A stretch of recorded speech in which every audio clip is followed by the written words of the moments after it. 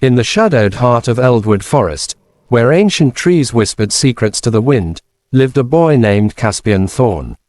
His name evoked the wild beauty of a rose with its hidden thorns, dark curls framing a face marked by quiet resilience, and eyes like storm-tossed emeralds that held a depth of sorrow.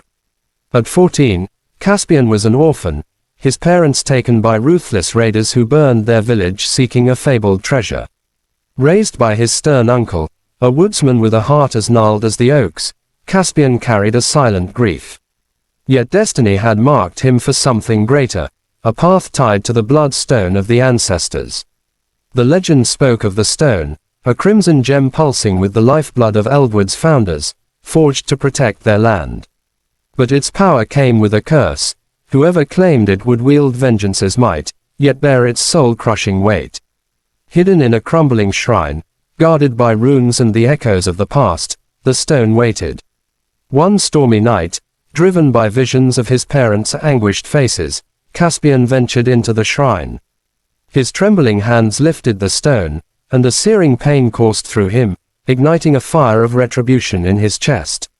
The stone's power was awe-inspiring.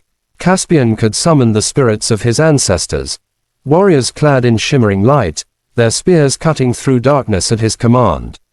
His eyes glowed a fierce red, his voice thundered like a tempest, and he turned his wrath on the raiders still plaguing Eldwood. Under moonless skies, he struck their camps, the spirits reducing them to ash. The village hailed him as a savior, their cheers ringing through the trees, but Caspian felt a growing void.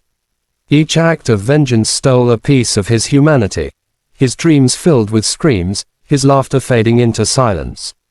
His uncle, old Tauren, noticed the change. "You're losing yourself, lad," he warned, his rough voice softened by concern. "The stone is a curse, not a gift."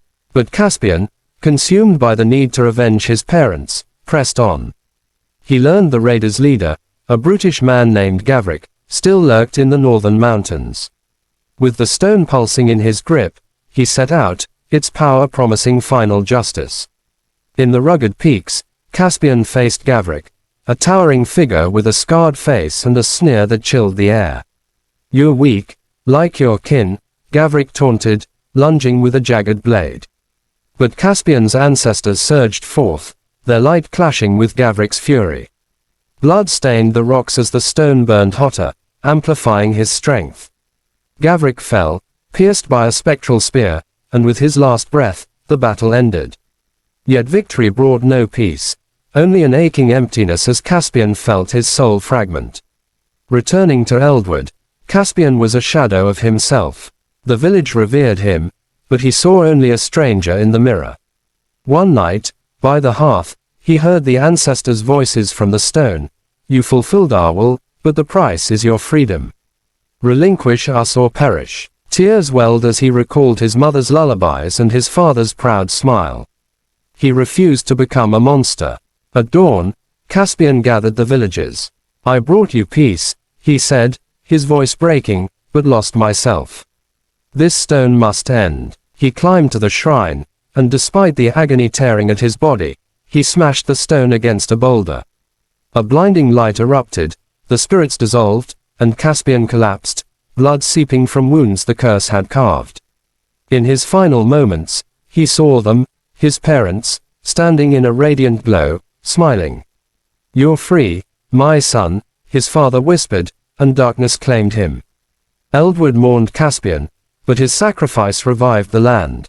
Fields bloomed, children laughed, and the shadows of the past receded. The stone's legend became a lesson. Vengeance grants power, but love and forgiveness heal.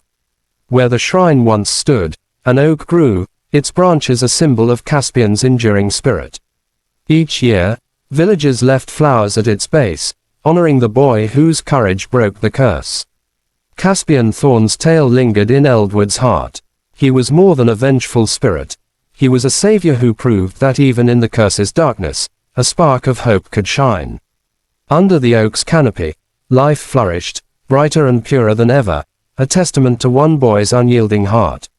Thank you for watching this story till the end. Sparkles, if it touched your heart, please support us. Thumbs up, give it a like. Speech balloon, share your thoughts in the comments. Bell, subscribe to our channel and turn on notifications. Your support helps us create more stories that inspire and make you believe in miracles. Your participation means a lot to us, heart.